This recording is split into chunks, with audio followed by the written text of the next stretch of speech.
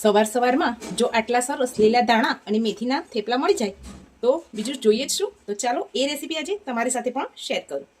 એક બાઉલમાં આપણે ઘઉંનો રેગ્યુલર રોટલીનો લોટ આવે છે એ લીધો છે.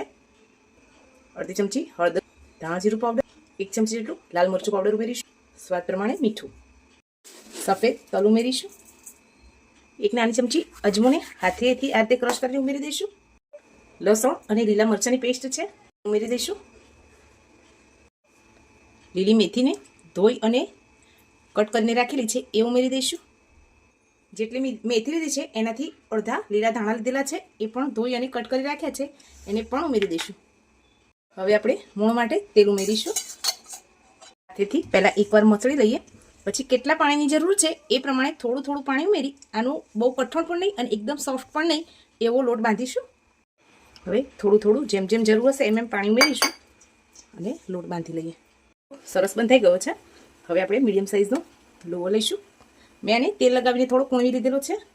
લોટને બંને બાજુથી થોડો કોરો લોટ લગાવી અને આપણે હવે એને વણી લઈશું. રીતે આપણે મીડિયમ સાઇઝનું થેપલું વણી લઈશું. નહીં બહુ જાડું કે નહીં એકદમ પતલું. હવે એને શેકવાનું છે. ઉપર પહેલેથી મેં લોખંડની જે તવી આવે છે એ રાખેલી છે, ગરમ થઈ ગઈ છે. હવે એના ઉપર થેપલાને ઉમેરી દઈએ. એક બાજુનો ભાગ શેકાઈ જાય એટલે આપણે બીજી બાજુ પલટી લઈશું. હવે ઉપરથી તેલ લગાવી અને શેકી લઈશું. તમે અહીંયા ઘીનો પણ ઉપયોગ કરી શકો છો. બંને બાજુથી સરસ શેકાઈ ગયા છે. હવે આપણે એને સર્વિંગ પ્લેટમાં નીકાળી લઈએ અને બધા થેપલાને આ રીતે કરી લઈશું.